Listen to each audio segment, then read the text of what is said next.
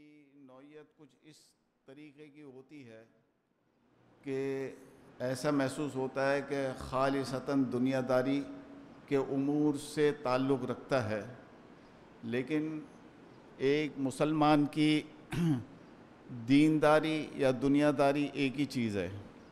اور ہمارے دین اسلام کا جو یہ دعویٰ کہ ہمارا دین ہماری قدم قدم پر رہنمائی کرتا ہے، تو یہیں سے یہ صحیح ثابت ہوتا ہے کہ خالصتاً دنیاوی معاملات، خالصتاً تکنیکی معاملات میں بھی ہمیں کہیں نہ کہیں اور ہر قسم کی شرعی رہنمائی حاصل ہوتی ہے۔ آج کا درس قرآن و حدیث بھی اسی حوالے کی ایک کڑی ہے، اور ہمارا آج کا موضوع ہمارے شہر سے متعلق، ہمارے ملک سے متعلق اور ہمارے جو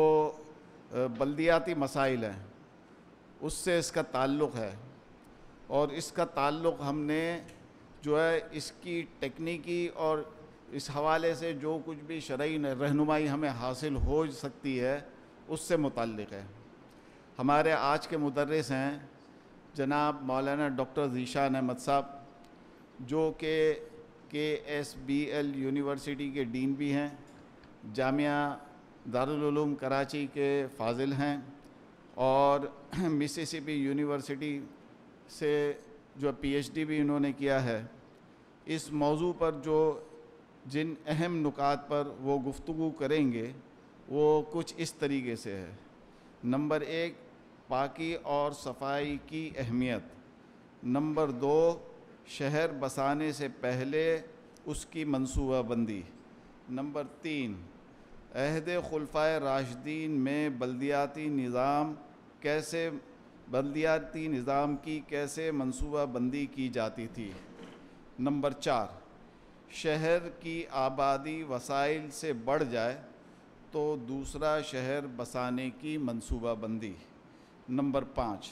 سڑکوں اور راستوں پر تجاوزات نہ قائم کرنے کے بارے میں شرعی ہدایات۔ نمبر 6، شجرکاری کے بارے میں شرعی ہدایات۔ نمبر 7، شاہراہوں، فٹ پاتھوں، پارکس، کھیل کے میدانوں اور لائبریریوں کے قیام کی منظم منصوبہ بندی۔ نمبر 8، تعمیرات کے حوالے سے شرعی ہدایات۔ نمبر 9، سمندر کو آلودگی سے پاک رکھنے کے لیے ٹریٹمنٹ پلانٹس کا قیام۔ نمبر 10، روزانہ برآمد ہونے والے منوں ٹنوں کچرے کو 100% کارآمد بنانے کی منصوبہ بندی۔ نمبر 11، قدرتی آفات کی سرکوبی کے لیے مؤثر نظام کا قیام۔ نمبر 12، اجتماعی مذبح خانوں کا قیام۔ نمبر 13، راستوں میں قربانی کے جانور باندھنا اور انہیں سڑکوں پر ہی ذبح کرنے کا مسئلہ۔ نمبر 14، برساتی نالوں اور سیوریج سسٹم کی الگ الگ منصوبہ بندی۔ نمبر 15، ہر شہری کے لیے پانی کی منصفانہ تقسیم۔ نمبر 16، صحت عامہ کے مسائل۔ نمبر 17، شہر میں گاڑیوں کی پارکنگ کی مناسب منصوبہ بندی۔ نمبر 18، ریڑھی بانوں کو کاروبار جاری رکھنے کے لیے سڑکوں کے بجائے ہر علاقے میں جگہ کی تخصیص۔ نمبر 19، مقامی ماحولیاتی مسائل اور ان کا حل۔ اور نمبر 20، نچلی سطح تک اختیارات کی منتقلی۔ میں جناب ڈاکٹر صاحب سے گزارش کروں گا کہ درس قرآن و حدیث کا آغاز فرمائیں۔ الحمدللہ للہ رب العالمین والصلاة والسلام علی رسولہ الکریم، اما بعد۔ ہمارا آج جو موضوع ہے وہ بہت اہمیت کا حامل ہے، لیکن ایسا ہے جس کی اہمیت کا احساس ہم کو نہیں، اور چونکہ یہ القرآن کورسز نیٹ ورک کے فورم سے ہو رہا ہے اور کسی پبلک مینجمنٹ ڈپارٹمنٹ کسی یونیورسٹی کے فورم سے نہیں ہو رہا، تو اس میں بنیادی ذمہ داری پہلی تو یہ بنتی ہے کہ ہم اس کی کس طرح سے یہ تمام احکام، تمام بلدیاتی نظام کی جو اہمیت ہے اس کا تعلق ہمارے دین سے کیا ہے، پہلے ہم اس پہ گفتگو کریں، شریعت کیا رہنمائی دیتی ہے، شریعت کی نگاہ میں یہ اہم کیوں ہے، اور پھر اس کی آج کل کے دور میں شریعت کے رہنما اصولوں کی ہدایات کی تناظر میں کس طرح سے ہم آج city planning, city management, urban town management, urban management پہ زور دے سکتے ہیں، اس کی بات ہم کریں۔ تو اس میں جو پہلی بات آتی ہے وہ تو ایک تو خیر میں اس سے سٹارٹ کروں گا کہ ابھی یہ پچھلے ہفتے کی خبر ہے، یہ 4 ستمبر یعنی پچھلا ہفتہ یہ آرٹیکل جو ہے وہ اکانومسٹ میں اس کی ویب سائٹ پہ ابھی وینسڈے کو آیا، پچھلے بدھ کو آیا ہے، اور انہوں نے ایک رینکنگ کی ہے۔ ان کا جو اکانومسٹ میگزین جو انگلینڈ سے چھپتا ہے، اس کے پیچھے ایک بہت بڑا ریسرچ یونٹ ہے جو اکانومسٹ انٹیلیجنس یونٹ کہلاتا ہے، اور ان کی ایک رینکنگ آتی ہے دا گلوبل لیویبلٹی انڈیکس، اور یہ 2019 کے بھی ریلیز ہوئی ہے، 2019 کے بھی ریلیز ہوئی ہے، اور اس میں 140 شہروں کو، بڑے شہروں کو کی رینکنگ مرتب کی جاتی ہے، اور اس رینکنگ کے اندر یہ دیکھا جاتا ہے کہ کون سے ایسے شہر ہیں جہاں پہ زندگی سب سے آسان ہے اور خوشگوار ہے، اور کون سے ایسے شہر ہیں جہاں پہ دنیا میں زندگی جو ہے بہت مشکل ہے اور رہنا بھی بہت مشکل ہے۔ تو اس میں اس کی جو آخری 10 شہر ہیں، یعنی اگر ہم دیکھیں اس طرح سے دیکھا جائے دنیا میں سب سے مشکل ترین رہائش کن شہروں کی، تو اس میں سے جو 10 شہر آتے ہیں اس میں کراچی جو ہے وہ اس 10 شہروں میں آتا ہے۔ تو جس شہر میں ہم رہ رہے ہیں وہ لیسٹ لیویبل یا most unliveable cities in the world, جہاں پہ رہنا سب سے مشکل ہے، اس میں کراچی ہے۔ لیکن اس میں خوشخبری بھی ہے، اور خوشخبری یہ ہے کہ کراچی نے اپنی ایک پوزیشن پچھلے سال سے بہتر کی ہے۔ پچھلے سال 137ویں نمبر پہ تھا، اس سال 136ویں نمبر پہ آ چکا ہے۔ لیکن اس کو دیکھیں یا دوسری رینکنگس کو دیکھیں، ایکٹیو ٹائمز ایک لسٹ ایشو کرتا ہے ڈرٹیسٹ سٹیز ان دا ورلڈ، دنیا میں سب سے گندے جو شہر ہیں ان کی ایک لسٹ ایشو کرتا ہے، اس میں سے کراچی جو ہے وہ 15 سب سے گندے شہروں میں کراچی کو یہ اعزاز حاصل ہے کہ وہ اس میں شامل ہے۔ تو اس میں ایک سوال ہوتا ہے کہ اگر ہم ایک لسٹ بنائیں گندگی کے اعتبار سے اور رہائش کے اعتبار سے اور زندگی کے اعتبار سے اور خوشگوار یا ناگوار ہونے کے اعتبار سے، تو اس میں کراچی کہاں آتا ہے؟ لیکن المیہ یہ ہے کہ اگر ہم ایک لسٹ بنائیں دنیا کی کہ سب سے زیادہ مساجد کہاں ہیں، چھوٹی بڑی ساری مساجد ملا کے سب سے زیادہ مساجد کہاں ہیں، سب سے زیادہ مدارس کہاں ہیں اور وہ فعال ہیں، ٹریڈیشنل انداز کے، روایتی طرز کے ایسے مدارس جہاں واقعی سنتوں کا بھی اہتمام ہے، جہاں پہ آداب کا بھی کی رعایت رکھی جاتی ہے، جو قرآن کے حقیقی مکتب ہیں اور جہاں علم دیا جاتا ہے۔ اسی طرح سے دیکھا جائے کہ تبلیغ کے سب سے زیادہ فعال مراکز میں سے کون سا شہر ہے جو نمبر ٹاپ 3 کی فہرست میں آ گیا، یا دنیا میں شاید سب سے زیادہ فعال ہو اور اس کی حیثیت جو ہے نا پوری دنیا میں سب سے چوٹی کے شہر کی ہو، تو اس کو اگر ہم دیکھیں گے تو اس میں بھی کراچی اوپر آتا ہے۔ تو یہ کیا بات ہے کہ ایک طرف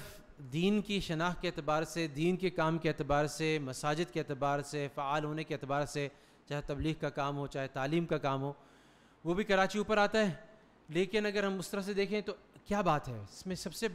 بڑی بات جو ہمیں واضح ہوتی ہے اگر ہم ذرا سی غور و فکر کرتے ہیں، تو کہیں پر ہم نے عمومی طور پہ ایک دیندار طبقے نے جو صفائی کی، ستھرائی کی، جو مینجمنٹ کی، ایڈمنسٹریشن کی، جو پلاننگ کی، جو اچھی رہائش کی، جو خوشگوار رہائش کی جو اہمیت تھی، وہ ہم نے بالکل نظر انداز کر دی ہے۔ ہم اس کو قطعاً دین کا حصہ نہیں سمجھتے۔ ہمارے گھر کے اندر ٹھیک ہے ڈرائنگ روم اچھا سا سیٹ ہو، لیکن ہماری گلی کے باہر گٹر بہ رہا ہو، ہمیں اس بات کی تو فکر ہے کہ گھر کے اندر صفائی ستھرائی ہو، اچھی سلیقے سے رکھی ہو، لیکن جیسے ہی ہم گھر سے باہر نکلتے ہیں وہ ہماری ذمہ داری سے، ہماری رسپانسبلٹی سے وہ باہر کی چیز ہے، اس کا ہم سے کوئی تعلق نہیں ہے، وہ کسی اور کی پرفارمنس کا حصہ ہے، ہماری پرفارمنس کا حصہ نہیں ہے۔ تو ایک بات غور کرنے کی ہے، اور یہ بڑی عجیب بات ہے کہ یہ ایک دفعہ مفتی تقی عثمان صاحب نے اپنے ایک بیان میں فرمائی، اور میں خیال کئی دفعہ فرمائی یہ بات، کہ ایک قوم کا ایک مزاج بن چکا ہے، ایک مائنڈ سیٹ بن چکا ہے اس میں پہلی بات جو ہے جو قابل اعتراض ہے اسلامی نقطہ نگاہ سے کہ صفائی ستھرائی کی اور اچھی ایڈمنسٹریشن کی اور پلاننگ کی اور سارے شہر کو اس کے اندر اس کی پلاننگ کے اندر اس کی ایڈمنسٹریشن کے اندر اس کی آرگنائزیشن کے اندر سلیقے کی اور ایک فکر کی اور ایک اس کے اندر ایک تمیز کی جو حیثیت ہے جو اس کی امپورٹنس ہے جو اس کی اہمیت ہے وہ ہم نے سر نظر انداز کر دی. ایک تو بات یہ ہے. دوسری بات یہ ہے کہ جہاں تک اگر میں ان چیزوں کو اہمیت دیتا بھی ہوں سلیقہ مندی کو صفائی ستھرائی کو اگر میں ان کو اہمیت دیتا بھی ہوں تو اس کو اپنے گھر کی حدود تک اہمیت دیتا ہوں. اس کے باہر جو ہے وہ میرا ڈومین نہیں ہے, وہ میری جورسڈکشن نہیں ہے, وہ میرا علاقہ نہیں ہے اور مجھ سے بالکل متعلق نہیں, چاہے وہ بالکل میرے گھر کے مین گیٹ کے بالکل سامنے وہ واقعہ ہو رہا ہو, اس سے میرا تعلق نہیں, وہ حکومت کا تعلق ہے, اس کے لیے میں ٹیکس بھر رہا ہوں اور حکومت کی نااہلی ہے, حکومت کی نامرادی ہے. ان دو اسباب کی آپس میں انٹریکشن کی وجہ سے ہمارے گھر کے اندر کے حالات, گھر کا آرکیٹیکچر, ڈرائنگ روم میں کارپیٹ کیسے سلیقے سے لگا ہوا ہے, ٹیبل کیسے لگی ہوئی ہے, کیسے ڈیکوریشن پیسز رکھے ہوئے ہیں, کیسے ٹیبل سجا کے رکھی گئی ہے, اس میں اور جیسے ہی گھر سے ہم اسٹیپ آؤٹ کرتے ہیں اور وہاں پہ جو کچھ ہمیں نظر آتا ہے, وہاں جو منظر نظر آتا ہے, اس میں بڑا زبردست تفاوت ہے, بڑا زبردست تضاد ہے, بڑا زبردست کانفلکٹ ہے. تو مفتی تقی عثمانی صاحب ایک دفعہ فرمایا کرتے تھے کہ ایک واقعہ سناتے تھے کہ ایک شخص جو ہے وہ مسلمان ہوا, انگریز تھا مسلمان ہو گیا, یہ پرانے زمانے کی بات ہے.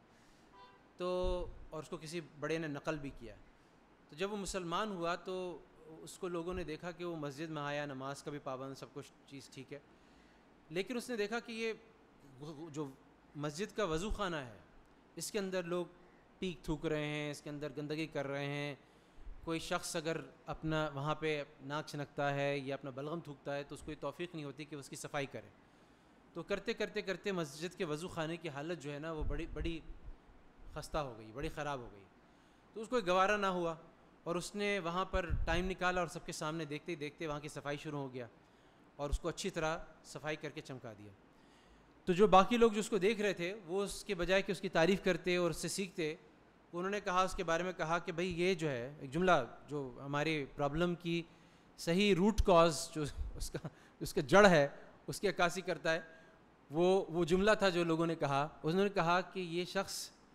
انگریز سے مسلمان ہو گیا لیکن اس کا مزاج نہیں بدلا, اس کا ذہن نہیں تبدیل ہوا. تو اس سے پتہ کیا چلتا ہے؟ اس سے پتہ یہ چلتا ہے کہ ہم یہ سمجھتے ہیں کہ اگر یہ خدا نخواستہ یہ کوئی یورپ کی چیز ہے کہ اگر صفائی ہم رکھیں گے, ستھرائی رکھیں گے اور ایک چیز اچھی نظر آئے گی, خاص طور پہ پبلک گڈس جو تمام لوگوں کے استعمال کی چیز ہے, اگر وہ اچھی نظر آئے گی, ستھری نظر آئے گی, تو یہ یورپ کا نظریہ ہے, یہ اسلام نے ہمیں نہیں سکھایا. تو ایک تو ہم اس چیز کے سدباب کریں گے کہ اسلام میں پبلک گڈز وہ چیزیں, پبلک گڈز پبلک مینجمنٹ کے لٹریچر میں ڈیفائن کی جاتی ہیں کہ پبلک گڈز وہ ہیں جو کہ عام انتفاع کے لیے ہیں, عام انتفاع کے لیے, جن کا نفع روکا نہیں جا سکتا. اور دوسری بات ان کے بارے میں کہی جاتی ہے کہ وہ نان رائولرس ہیں, جس کا مطلب یہ ہے کہ اگر آپس سے فائدہ اٹھاتے ہیں تو مجھے وہ فائدہ اٹھانے میں مانع نہیں ہے,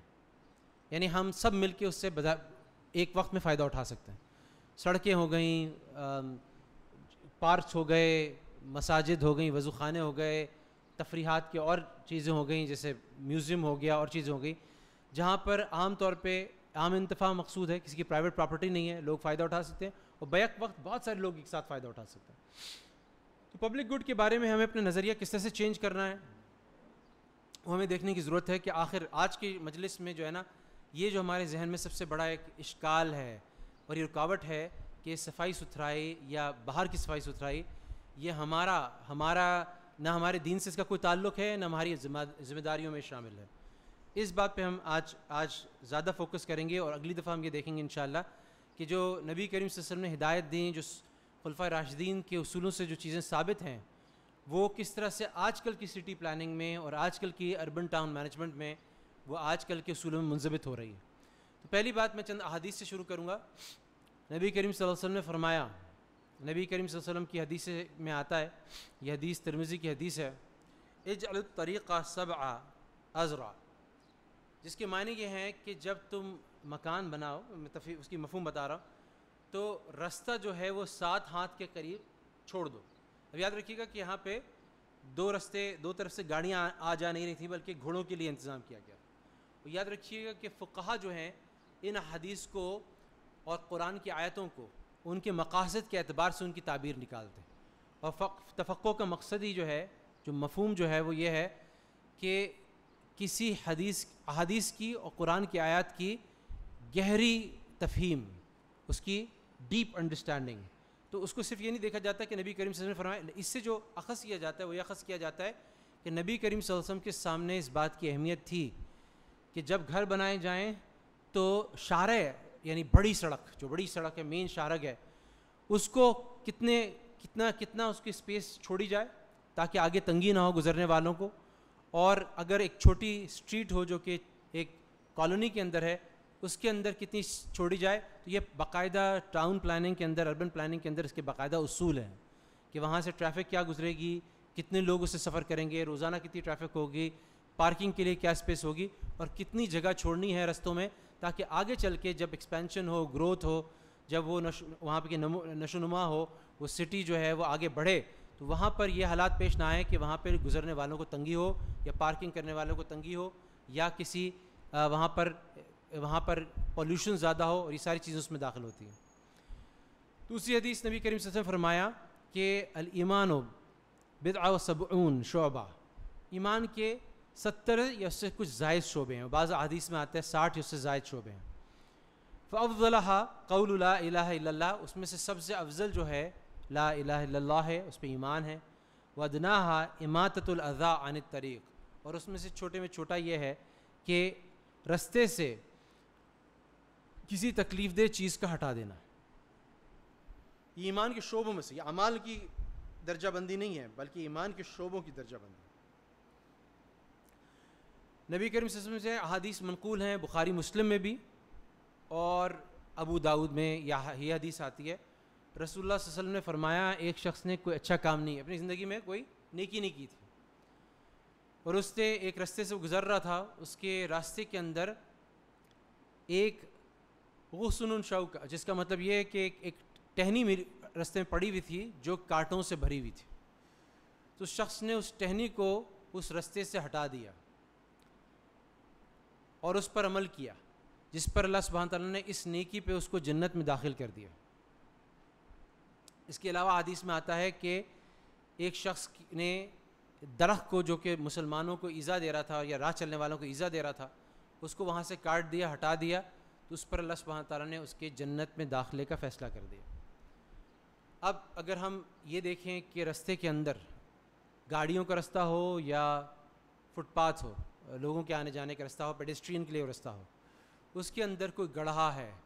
یا کوئی اور تکلیف دہ چیز ہے اور وہ پڑی ہوئی ہے اور وہ رستہ روکے ہوئے ہے، وہ اس کی بات تو ہم دور کی کریں گے، بعد میں جا کے کریں گے کہ وہ کسی نے وہاں پہ ناجائز کوئی وہاں پہ تجاوزات بنائے ہوئے، اس کا کیا حکم ہے؟ وہ تو ایک بڑی گناہ ہے. لیکن اگر ہم ہٹا دیں ایسی چیز کو، اگر یہاں پہ بارشوں کے بعد جگہ جگہ ٹریفک جام ہوتی ہے اور ہم دیکھتے ہیں بہت بڑا گڑھا ہو گیا اور گورنمنٹ پتہ نہیں کب ایکشن میں آئے گی، تو اگر صرف اتنا ہو جائے، اور میں ایک دفعہ پوچھ رہا تھا اپنے مینیجر سے کہ SBL میں کہ کتنا خرچہ آ جائے گا کہ اگر اس گڑھے میں کچھ ہم پتھر ڈال کے اس کو بھر دیں، تو وہ خرچہ بھی کوئی بہت زیادہ نہیں تھا، وہ بڑا معمولی سے خرچہ تھا. تو اگر ایک تنظیم یا ایک ادارہ، یعنی گورنمنٹ کی بات تو گورنمنٹ آتی ہے جاگتی ہے 6 مہینے بعد وہ کام کرتی ہے، لیکن تب تک آپ کی گاڑی کی ایکسل، گاڑی کی دوسری چیزیں جو ہیں پارٹس، وہ بری طرح خراب ہو چکے ہوتے ہیں، اور کتنا اس پہ ٹریفک جام ہوتا ہے، کس پہ اتنی تکلیف ہوتی ہے. یہاں پہ نبی کریم صلی اللہ علیہ وسلم کی حدیث میں وہ وعدہ آ رہا ہے کہ اگر کوئی شخص تکلیف دہ چیز ہٹا دے تو اس کی صرف اس نیکی کے اوپر اللہ سبحانہ و تعالیٰ نے اس کی نجات کے فیصلہ فرما دیا. تو یہاں پر اگر کوئی شخص یہ ہمت کرے اور ان گڑھوں کو بھر لے اور ان گڑھوں کے اندر یا اور کوئی تکلیف دہ چیز ہے اس کو ہٹا دے، تو اس کے ساتھ کیا یہ وعدہ نہیں ہوگا؟ اس کے ساتھ بھی یہ وعدہ ہوگا. تو یہ ٹاؤن پلاننگ کے بنیادی اس میں سے ہے. لیکن اگر کوئی کسی جگہ پر میونسپیلٹی یا وہاں کی بلدیہ یہ انیشیٹو نہیں لے رہی، تو یہ نیکی کا رستہ سب کے لیے کھلا ہے. اس طرح کی ہمیں حدیث بخاری مسلم میں ملتی ہیں جہاں پہ بار بار یہ آیا کہ رستے سے تکلیف دہ چیز کو ہٹا دینا بہت بڑی نیکی ہے جو نجات کا سبب بن سکتی ہے. اس سے بہت سارے احکام مرتب ہو سکتے ہیں جو ٹاؤن پلاننگ کے انشاءاللہ میں اگلی دفعہ ریلیٹ کروں گا. ایک اور حدیث میں نبی کریم صلی اللہ علیہ وسلم نے فرمایا ایک دفعہ حضرت ابو طلحہ رضی اللہ عنہ گھر کے باہر رستے پہ بیٹھے ہوئے تھے اور ان کے ساتھ ایک جماعت بیٹھی ہوئی تھی، اور نبی کریم صلی اللہ علیہ وسلم نے ان صحابہ کو دیکھا کہ وہ رستے میں بیٹھے ہوئے ہیں، تو نبی کریم صلی اللہ علیہ وسلم نے ان کو اس سے منع فرمایا اور کہا کہ تم رستوں پہ مت بیٹھو۔ تو حضرت ابو طلحہ ان کے ساتھیوں نے فرمایا کہ یا رسول اللہ، یہ تو ہماری مجالس ہیں، ان مجالس میں ہم یہاں پہ بات چیت کرتے ہیں، ایک دوسرے کے حال احوال پوچھتے ہیں، ایک دوسرے سے چیزیں ڈسکس کرتے ہیں۔ نبی کریم صلی اللہ علیہ وسلم نے فرمایا کہ اگر بیٹھنا ہی ہے تو راستے کا حق ادا کرو۔ صحابہ نے پوچھا، دریافت فرمایا کہ یہ راستے کا کیا حق ہے؟ آپ صلی اللہ علیہ وسلم نے فرمایا کہ نظریں نیچی رکھو، کسی کو تکلیف مت پہنچاؤ، سلام کا جواب دو، اچھائی کا حکم دو اور برائی سے روکو۔ تو جتنے ہم دیکھتے ہیں کہ اس میں جو چیزیں آتی ہیں کہ جہاں پر ایسے جگہ بنائی جاتی ہے ٹاؤن پلاننگ کے اندر جہاں پہ لوگوں کے ہینگ آؤٹس بنائے جاتے ہیں پلان کرنے کے لیے، تو اکثر رستے سے ہٹ کے ہوتے ہیں، وہ ایسی جگہ پہ نہیں ہوتے جہاں پہ لوگ گزر رہے ہوں۔ اس میں جو ٹاؤن پلاننگ میں بہت ساری چیزوں کی رعایت کی جاتی ہے، مثال کے طور پہ لوگوں کی پرائیویسی کی، اور ایک ہارمز وے کا قانون ہے کہ کسی کو کوئی تکلیف نہ پہنچے، اسی طرح سے لوگوں کی پرائیویسی وائلیٹ نہ ہو۔ یہ تمام چیزیں اس حدیث میں ایک حدیث میں کور کی گئی ہیں کہ کس طرح سے جب ٹاؤن پلاننگ کی جائے، یا جو لوگ جو سوک سینس رکھتے ہیں، جو اچھے مسلمان ہیں، جو وہ اپنے گھر کے باہر کے بجائے گھر کے اندر اپنے باغ کے اندر اپنی بیٹھک بنائیں اور بیٹھنے کا چبوترا بنائیں، اور اگر کوئی ایسی چیز وہ رستے میں بناتے ہیں تو ان کے اوپر یہ ذمہ داری لاگو ہوتی ہے کہ وہ لوگوں کا خیال رکھیں، وہاں پہ کوئی برائی نہ کریں، لوگوں کی پرائیویسی کا خیال رکھیں، ہر جو گاڑی گزر رہی ہے اس کے اندر جھانک کے نہ دیکھیں، لوگوں کی طرف نظریں اٹھا کے نہ دیکھیں، خواتین کی طرف نظریں اٹھا کے نہ دیکھیں، اور لوگوں کو سلام میں پہل کریں، اور وہاں پہ لوگوں کو امر بالمعروف اور نہی عن المنکر کریں۔ اس سے بہت سارے اصول جو ہے اربن پلاننگ کے، ٹاؤن مینجمنٹ کے مرتب کیے جا سکتے ہیں۔ اسی طرح سے ایک اور حدیث میں آتا ہے، نبی کریم صلی اللہ علیہ وسلم نے فرمایا، صحیح مسلم کی حدیث ہے، رسول اللہ صلی اللہ علیہ وسلم نے فرمایا لعنت کرنے والوں میں سے مت بنو۔ تو صحابہ نے پوچھا لعنت کس پہ کی جاتی ہے؟ رسول اللہ علیہ وسلم کس کا ذکر کر رہے ہیں جس پہ لعنت کی جاتی ہے؟ یہ وہ کون لوگ ہیں جن پہ لعنت ہوتی ہے؟ نبی کریم صلی اللہ علیہ وسلم نے فرمایا کہ جو رستے میں فارغ ہوں، یعنی رستے کو ہی بیت الخلاء بنا لیں اور رستے کے اندر فارغ ہوں، فٹ پاتھ پر فارغ ہوں یا کسی رستے پہ فارغ ہوں، یا رستے میں موجود سایہ دار جو درخت ہیں اس کے سائے کے اندر فارغ ہوں۔ اس سے ٹاؤن پلاننگ کے بہت سارے اصول نکلتے ہیں۔ مثلا آج کل تو کم ایسے لوگ ہوں گے، بہت غیر پڑھے لکھے لوگ ہوں گے، کچھ ایڈکٹس ہوں گے، ڈرگ ایڈکٹس ہوں گے جو ہمیں فارغ ہوتے نظر آئیں گے،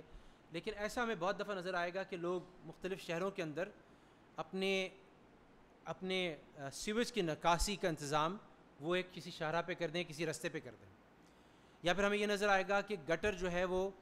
گھر والوں کی کسی غلطی کی وجہ سے یا اہل محلہ کی غلطی کی وجہ سے وہ گٹر جو ہے وہ جام ہو گیا، چوک ہو گیا، اس گٹر سے جو غلاظت ہے وہ رستوں پہ نکل کے بہہ رہی ہے۔ تو آپ کا کیا خیال ہے کہ نبی کریم صلی اللہ علیہ وسلم کی حدیث جو ہے وہ اس شخص پہ مرتب ہوتی ہے، اس کا اطلاق اس شخص پہ ہوتا ہے کہ نہیں ہوتا؟ کہ جس کی غلطی کی وجہ سے، یا گھر والوں کی غلطی کی وجہ سے، یا بچوں کی غلطی کی وجہ سے وہ گٹر ایسے چوک ہو گیا کہ وہ اب اس کی جو غلاظت ہے وہ ساری سڑک پہ بہہ رہی ہے۔ غلاظت میں مسلمانوں کے شہر میں جہاں پہ مسلمان راہ چلتے مسلمان جب گاڑی وہاں سے جائے گی اور اس سے چھینٹیں اڑیں گی اور اس کو اگلی نماز میں وہ قباحت پیش آئے گی، وہ کہاں جائے اور اپنا لباس تبدیل کرے، اور کتنے لوگ تبدیل کر سکتے ہیں اور کتنے لوگ غسل لے سکتے ہیں، تو ان کی نمازوں کو جو وبال ہوگا وہ بھی ایسے ہی ہوگا۔ اس میں ہم یہ بھی کہہ سکتے ہیں کہ اس میں کسی حد تک میونسپیلٹی پر یا وہاں کی بلدیہ پر ذمہ داری عائد ہوگی جو ان گٹرز کو، چوک گٹرز کو صحیح طرح مینٹین نہیں کر رہا، تو ان کی ذمہ داری ان کے اوپر اور اہل محلہ کی ذمہ داری ان کے اوپر۔ لیکن جو یہاں پر مقصود ہے شریعت کا اور شارع علیہ السلام کا، شارع علیہ السلام کو مقصود یہ ہے کہ جو بھی راہ چلے، چاہے وہ سواری پہ ہو چاہے وہ پیدل ہو، اس کو غلاظت کا سامنا نہ کرنا پڑے، اس کا لباس، اس کا جسم جو ہے وہ غلاظت کے ساتھ ملوث نہ ہو۔ تو اس کا حق ہے یہ کہ وہاں کے جو اہل محلہ ہیں وہ انشور کریں کہ کوئی ایسی چیز نہ کریں جس کی وجہ سے وہاں پر سڑکوں پر وہ غلاظت پھیلنے لگے۔ یہ بخاری کی حدیث تھی اور اس میں یہ اصول آ گیا۔ اگلی حدیث جو انکروچمنٹس پہ اور تجاوزات کے بارے میں ہے، اور یہ حدیث ابو داؤد کی ہے، بلکہ حدیث بخاری کی ہے۔ اور اس حدیث میں آتا ہے کہ جس شخص نے بھی ایک بالش زمین، انکروچمنٹ میں آپ ایک بالش، کئی بالش زمین جو ہوتی ہے آپ اس کو انکروچ کرتے ہیں، جس شخص نے ایک بالش زمین بھی کسی کی ہڑپ کر لی تو اللہ تعالیٰ قیامت کے دن 7 تہ زمین کا طوق اس کے گلے میں پہنائیں گے۔ ایک اور حدیث میں آتا ہے کہ جس نے ایک بالش زمین بھی کسی کی ہڑپ کی تو اللہ تعالیٰ اس کی اس زمین کے ساتھ جس نے ہڑپ کی اس کو 7 تہ زمین کے اندر دھسائیں گے۔ تو جتنی لوگ انکروچمنٹ کر رہے ہیں، چاہے وہ ایک بالش سے کیوں نہ ہو، جو آپ کا الاٹڈ پلاٹ ہے یا الاٹڈ دکان کی سپیس ہے، اس سے آپ نے ایک بالش بھی زیادہ تجاوز کیا یا پھر ٹھیلا یا پھر ایسی چیز لگائی جو قانوناً جرم ہے، تو وہ ساری اس وعید کے زمرے میں شامل ہوں گی۔ یہ حدیث ہمیں بتاتی ہیں کہ یہ قانون جو ہے پاکستان کا یا کراچی کی بلدیہ کا نہیں ہے، یہ قانون جو ہے وہ اسلام کا قانون ہے، یہ قانون جو ہے ہمارے دین کا قانون ہے۔ ابھی میں نے پھل لینے کے لیے ڈرائیور صاحب کو بھیجا کل شام میں، تو انہوں نے بڑے تعصب کے ساتھ فرمایا کہ سر یہ تو پھل کی ساری دکانیں غائب ہو چکی ہیں یہاں سے، یہ بہادر آباد پہ جو سارا غائب کیا گیا، اور یہ عمران خان جو ہے اس نے سارا صاف کر دیا۔ تو میں نے کہا تم چاہے اس پہ الزام لگا رہے ہو یا اس کی تعریف کر رہے ہو، یہ عمران خان نہیں، اس میں تو بہت سارے محکمے ملوث ہیں اور ساری چیزیں ہیں آپس میں ساتھ ہیں، مگر اصولاً دیکھا جائے ہم تو ایک طریقہ کار کے عادی ہیں۔ اس سے ظاہر ہے کہ اسے بہت بڑی ایک بحث ہے کہ ان کو ہٹانے سے کیا اثرات مرتب ہو رہے ہیں۔ ظاہر ہے کہ پھل مہنگا ہوگا جب دکانوں میں پھل جائے گا، اور پھل کی وہ جو آسانی کے ساتھ جو کمپٹیشن تھا پھل والوں کے درمیان، وہ کنزیومرز کو جو فائدہ دے رہا تھا، صارفین کو جو فائدہ دے رہا تھا، وہ فائدہ نہیں ملے گا۔ لیکن اگر ڈیپ ڈاؤن اگر ہم جائیں اور گہرائی سے یہ سوال کریں کہ اصولی طور پر کیا یہ سڑک جو تھی اس لیے بنائی گئی تھی کہ اس کا اتنا بڑا حصہ، میرے خیال 40-50% حصہ تو تھا وہ ٹھیلوں کے نیچے آ جاتا تھا، اور پھر جو گاڑیاں پارک ہو کے وہ ٹھیلے سے لیتی تھیں، خریداری کرتی تھیں، وہ اور زیادہ آگے آ جاتی ہیں۔ تو ایک یہ جو بہادر آباد کی روڈ ہے جو یہ سیالکوٹ ملک والے چوک سے یہاں پہ چار مینار کے چوک پہ آ رہی ہے، ایک گاڑی ایک وقت میں اس سے زیادہ نہیں گزر سکتی تھی۔ تو کیا صحیح کیا ہے؟ ہمیں فیصلہ کرنا ہے بحیثیت قوم کے کہ اس کا صحیح فیصلہ کیا ہے۔ فیصلہ تو یہی صحیح ہے کہ گاڑی جس مقصد کے لیے وہ سڑکیں بنی تھی اس مقصد کے لیے ان کو چھوڑا جائے، اور گاڑیاں وہاں سے فٹ پاتھوں سے آرام سے جو لوگ گزرنے والے ہیں گزر سکیں، گاڑیاں آسانی سے گزر سکیں۔ لیکن یہ ایک اور چیپٹر کھولتی ہیں جو ٹاؤن پلاننگ کا ایک اہم چیپٹر ہے کہ کیا اس کا مطلب یہ ہے کہ جو پھل بیچنے کے لیے اور سبزیاں بیچنے کے لیے اور جو ضرورت کی چیز بیچنے کے لیے جو حکومت کو جو پلاننگ کرنی تھی، جو بلدیہ کو پلاننگ کرنی تھی، اور ایسی اسپیسیز رکھنی تھیں پلاننگ کے ساتھ جہاں پہ جو مارکیٹس جو اس کا حصہ بن سکتی، اور وہ سارا ہمیں امپریس مارکیٹ نہ جانا پڑتا، اور سبزی منڈی جو شہر سے باہر ہو گئی وہاں نہ جانا پڑتا، تو اس کے لیے حکومت نے کیا پلاننگ کی؟ اس نے اس کے لیے مارکیٹس کو انٹیگریٹ کرنے کے لیے شہر کے اندر کیا پلاننگ کی؟ یاد رکھیے گا کہ یہ جو شہر اسلامی دنیا میں بنتے تھے تو ان کے اندر حسبہ ایک ڈاکیومنٹ ہوتا تھا جو پلاننگ مینیول ہوتا تھا۔ اس کے اندر اربن لیونگ کا یہ مینول ہوتا تھا کہ کیا چیز کی جائے گی، کیا چیز نہیں کی جائے گی، کیا چیز قانوناً اس کی اجازت ہوگی، کس چیز کی قانون اجازت نہیں ہوگی۔ باقاعدہ اس میں مارکیٹ کے زونز بنائے جاتے تھے کہ ہاں مارکیٹ ہوگی یا نزہہ یعنی باغات ہوں گے جو تفریح کے لیے ہوں گے، اور یہاں پر اس میں مارکیٹ ریگولیشنز بھی لسٹڈ ہوتی تھی، دکانیں کیسی ہوں گی، کس سائز کی ہوں گی، کس قیمت پہ ہوں گی، کیا کرایہ ہوگا، اور کس حد تک وہ اپنا پھل جو کہاں تک وہ اپنی دکان لگا سکے گا، اپنا ریٹیل پہ ڈسپلے کر سکے گا، اور کہاں تک نہیں کر سکے گا۔ یہ ساری چیزیں اس حسبے کے مینول کے اندر ڈاکیومنٹڈ ہوتی تھی، اور وہ اگر دیکھا جائے احادیث سے ہوتی تھی۔ حضرت عمر رضی اللہ تعالیٰ عنہ دوسرے خلفاء بار بار جا کر بازاروں کا معائنہ کرتے تھے، اس کا دورہ کرتے تھے، اس کا انسپیکشن کرتے تھے، اور بازاروں میں کوئی شخص ایسا بیٹھ نہیں سکتا تھا جس نے بازاروں میں خرید و فروخت کا اس کے احکام کا کورس نہ لیا ہوا۔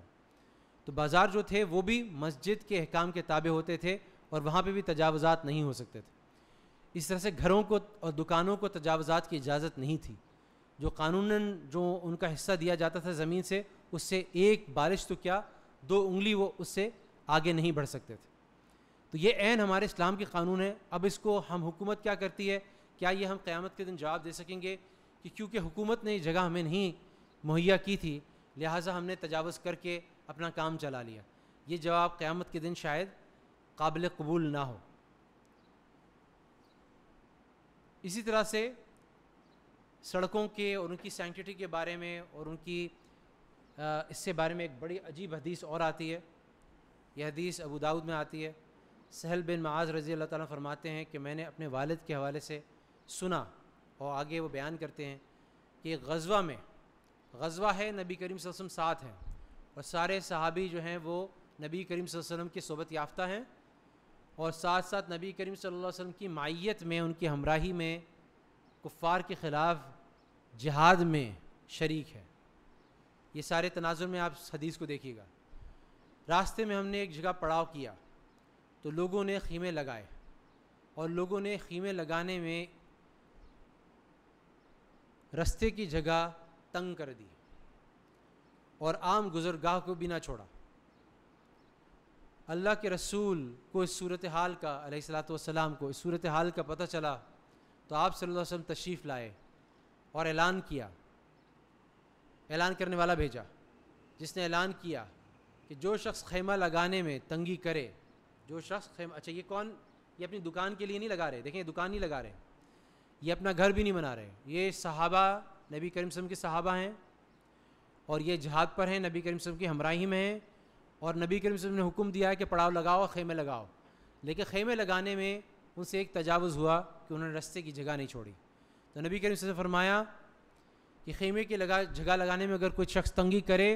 یا راستے میں خیمے لگائے تو اس کا جہاد قبول نہیں ہوگا، اس کا جہاد قبول ہی نہیں ہوگا۔ اس سے بڑا جہاد کون سا جہاد ہو سکتا ہے کہ جس میں نبی کریم صلی اللہ علیہ وسلم خود آپ کے ساتھ ہو اور نبی کریم صلی اللہ علیہ وسلم کی ہمراہی میں ہو، اور پڑاؤ ڈالنے میں آپ کی غلطی پہ نبی کریم صلی اللہ علیہ وسلم نے یہ تنبیہ فرمائے کہ آپ جتنی قربانی دے رہے ہیں، آپ کی ساری قربانی جو کل عدم ہے، آپ کی ساری قربانی، ساری محنت جو ہے نا، اور آپ کی نیت بھی ٹھیک ہے، ہر چیز ٹھیک ہے، لیکن اس کے باوجود صرف ایک امر سے کہ آپ نے اس جہاد کے اندر رستہ نہیں چھوڑا اور خیمہ لگانے کے لیے لوگوں کے آنے جانے کا رستہ نہیں چھوڑا، اس کی وجہ سے آپ کا جہاد جو ہے اس کا ثواب ختم کر دیا، ختم ہو گیا۔ میرے ہمارے صاحبزادے ہیں ماشاءاللہ 2، اور میرے بھائی کے بیٹے ہیں، تو کچھ سال پہلے جب چھوٹے تھے، اب تو ماشاءاللہ سمجھدار ہو گئے، حافظ ہو گئے، بڑے ہو گئے، عالم بن رہے ہیں، تو مسجد کے اندر میں نے ایک دفعہ دیکھا کہ مسجد کے اندر سائڈ کا رستہ، آپ کو پتہ ہے کہ وہ لگا دیتے ہیں، اور سائڈ کا رستہ وہ رستے کا رستہ ہوتا ہے، سائڈ میں رستہ بنا دیتے ہیں اور باقی جگہ نماز پڑھنے کے لیے چھوڑ دیتے ہیں تاکہ جس شخص کو جلدی ہو وہ نکل جائے اور اس کو انتظار نہ کرنا پڑے یا نمازی کے سامنے سے گزرنا نہ پڑے۔ تو میں نے دیکھا وہ ہمارے چھوٹے تھے، مطلب 7-8 سال کے تھے اس زمانے میں، تو میں نے دیکھا کہ وہ تراویح تھی اور مسجد بھری ہوئی تھی کھچا کھچ، اور وطر کا وقت آیا تو یہ اپنی جگہ سے آگے بڑھ کے اس رستوں میں آ گئے، بچے تھے، رستوں میں آ کے انہوں نے اپنی نماز نیت باندھ لی۔ اب وہ مجھ پہ دل پہ بڑا صدمہ ہوا کہ یہ ہمارے بچے، ہم نے ان کی تعلیم جو دی ہے اس کے اعتبار سے بالکل الٹا کام کر رہے ہیں۔ تو گھر میں عام طور پہ کبھی چیختا نہیں ہوں بچوں پہ، خاص طور پہ بھائی کے بچوں پہ، تو اپنے بچوں پہ تو پھر بھی چیخ لیتا ہوں، تو سب کو میں نے جمع کر کے اچھی خاصی میں نے سنائی، اور میں نے کہا یہ تم کو سکھایا ہے، یہ تمہاری تعلیم دی ہے کہ لوگ نکلنا چاہ رہے تھے، وطر پڑھ لی تھی تو مضبوط تھے، تم دیر میں آئے تھے، تم نے ایک رکعت بعد جوائن کیا تھا، اور کتنے لوگ کھڑے رہے وہاں سے نکل نہ سکے، تو اس بات پہ بڑے شرمندہ ہوئے، اور بھائی جو تھا اس نے بھی پورا ساتھ دیا، ان کو ڈوز لگایا۔ تو یہ بچوں کی تربیت میں اگر ہم چھوٹی چھوٹی باتوں میں دیکھیں، اگر ایک شخص جو ہے وہ ایسی جگہ نماز پڑھنے کھڑا ہو جاتا ہے، نماز میں دیندار آدمی ہے، نیک آدمی ہے، لیکن وہ نماز اس نے سنتیں پڑھنے کے لیے یا تو آپ کسی پلر کے پیچھے پڑھیں، یا آپ اکثر مساجد میں کسی نہ کسی قسم کا سترا لگا ہوا ہوتا ہے اس کے پیچھے پڑھیں، یا باہر صحن میں پڑھ لیں گیٹ دروازے کے باہر۔ لیکن اگر آپ اکثر لوگوں کا رستہ روکے ہوئے ہیں اور رستے میں کھڑے ہو کے نماز پڑھ رہے ہیں، تو اگر آپ کو یہ سینس مسجد کے اندر نہیں ہے تو مسجد کے باہر آپ تجاوز بھی کریں گے اور دوسری بھی ایسی چیزیں کریں گے جو دوسروں کے حق کو پامال کرے گی۔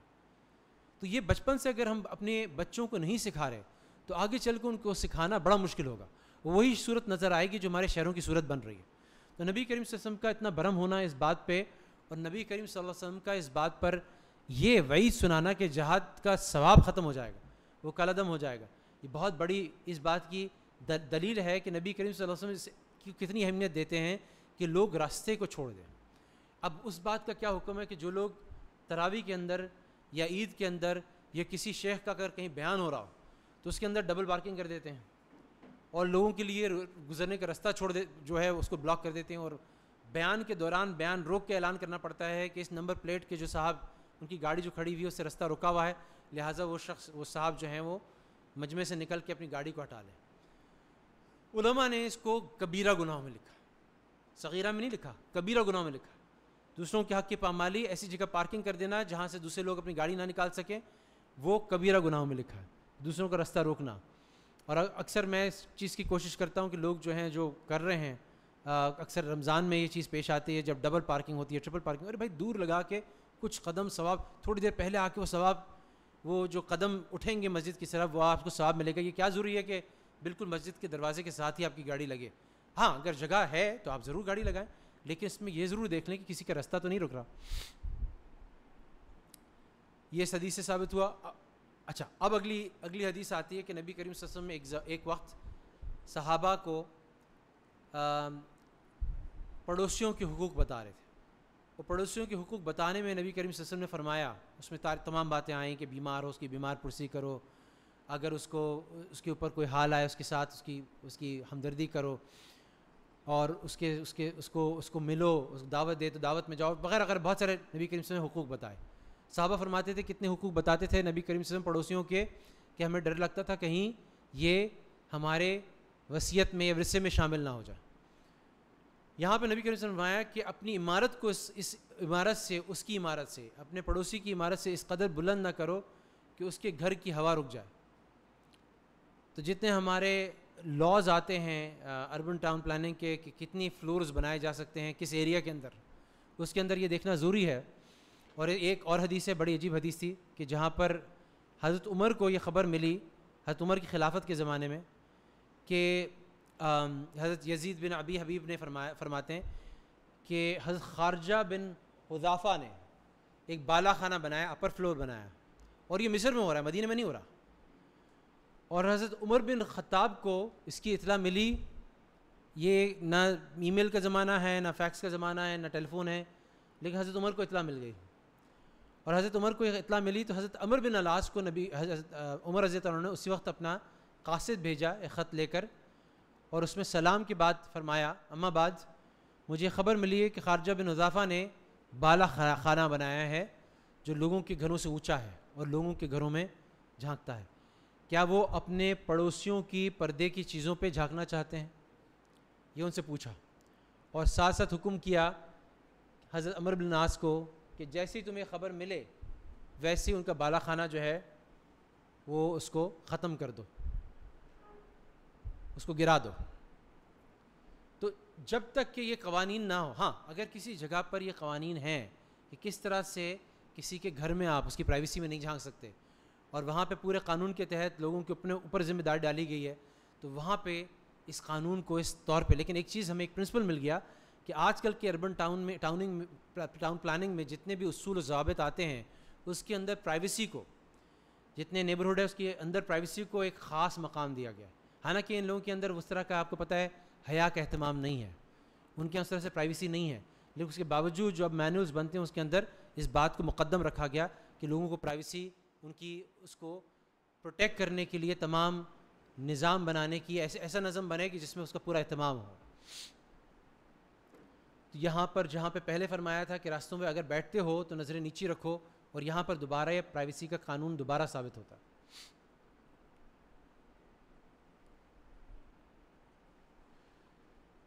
یہ تمام چیزیں جو ثابت ہو رہی ہیں، تجاوزات کی ہم نے بات کی، پرائیویسی قوانین کی بات کی، ہوا روکنے کی بات کی،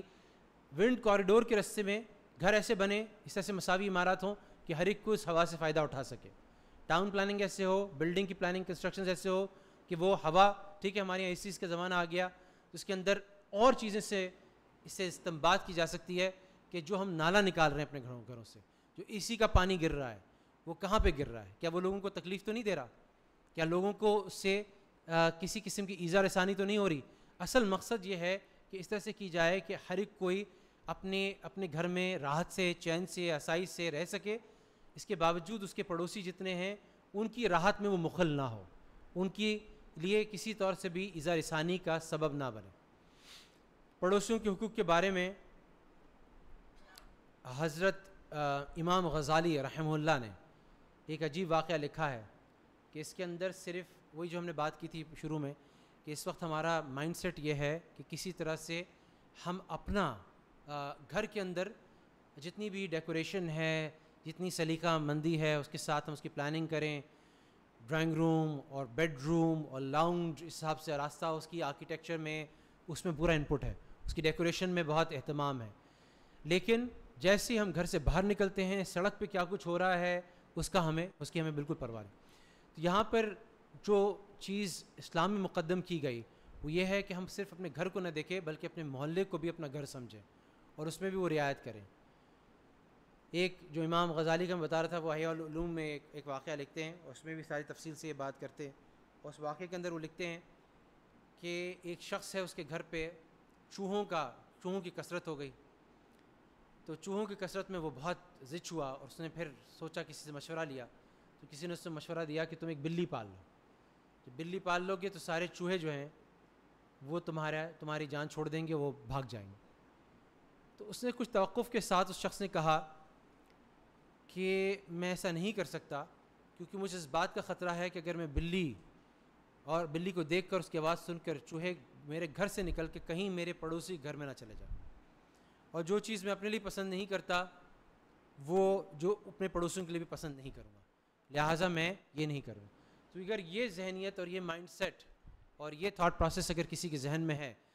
تو وہ اہل محلہ کے لیے ایسی کوئی حرکت نہیں کرے گا. اپنی پلاننگ کے اندر بھی وہ اس بات کا بہت خیال رکھے گا, گاڑی پارک کرتے وقت بھی, گھر بناتے وقت بھی, اس کی ڈیزائننگ کے اندر بھی, اور کوئی بھی اس کو چیز کرے گا, یا دکان کے اندر بھی یہ چیز اپلائی ہوتی ہے, گھر میں بھی یہ چیز اپلائی ہوتی ہے, ٹھیلے کے اندر بھی یہ چیز اپلائی ہوتی ہے, ہر چیز میں. تو اسلام جو سکھاتا ہے وہ احسان کا وہ درجہ سکھاتا ہے جو کہ آپ کو کہیں اور نہیں ملتا. لیکن آج سمہاؤ میں ملتا ہے کہ ہمارے جو مسلمانوں کے شہر ہیں اس کے اندر اس کا اہتمام نہیں کیا گیا, یا اگر ابتداءً اہتمام بھی کیا گیا, جیسے ہم سنتے تھے کہ ناظم آباد کے بارے میں, تو اس کی ٹاؤن پلاننگ جب کی گئی تھی تو اس میں جو بیسٹ ماڈل تھا اور بیسٹ جو ٹاؤن پلاننگ کے جو ایکسپرٹس تھے ان سے رجوع کیا گیا تھا. لیکن اگر ہم آج ناظم آباد کو دیکھتے ہیں تو اس کے برعکس بات معلوم ہوتی ہے, کیونکہ پلاننگ کے وقت کچھ اور تھا اور انکروچمنٹس کی وجہ سے, اور اس کے بعد جو بہت ساری چیزوں کی اجازت بعد میں دی گئی, اور اس کا جو آج حال ہم دیکھتے ہیں وہ اس کے بالکل برعکس ہے. تو یہ بات جو ہم نے شروع کی تھی, اس بات سے شروع کی تھی کہ کس طرح سے کراچی اور دوسرے بہت سارے شہر جو مسلمانوں کے شہر ہیں وہ ان لسٹ میں جو کہ لیسٹ لیویبل سٹیز ہیں, جہاں پہ رہنا بہت مشکل ہے, اس کی لسٹ میں سر فہرست آ رہا ہے. اور بہت سارے جو سٹیز جو کفار کے ہیں, جن کو ہم برا بھلا کہتے ہیں, جن پہ لعنت کرتے ہیں, ان کے جو سٹیز ہیں وہ کس طرح سے لیویبل سٹیز کی فہرست میں سب سے اوپر آ رہے ہیں. آخر میں اگر ہم دیکھیں تو یہ تعلیمات جو ہیں یہ تو ہمیں قرآن حدیث سے ملتی ہیں. قرآن شریف میں اللہ سبحانہ تعالیٰ نے ایک بستی کا ذکر کیا, قوم سبا کا ذکر کیا, اور قوم سبا کے بارے میں, ان کے بارے میں اللہ تعالیٰ نے فرمایا کہ اس شہر کو بلدہ طیبہ کہا, کہ بہت ہی خوشگوار, بہت ہی خوبصورت شہر تھا. اور رب غفور, یہ ہم کہتے ہیں نا اکثر کہ اللہ سبحانہ تعالیٰ کو دیا اور پھر بعد میں عذاب دیا کسی وجہ سے. تو یہ قوم سبا کا واقعہ آتا ہے تو اس میں مفسرین نے بڑا تفصیل سے کلام کیا ہے کہ اللہ تعالیٰ کس شہر کو ماڈل شہر کہہ رہے ہیں, کس شہر کو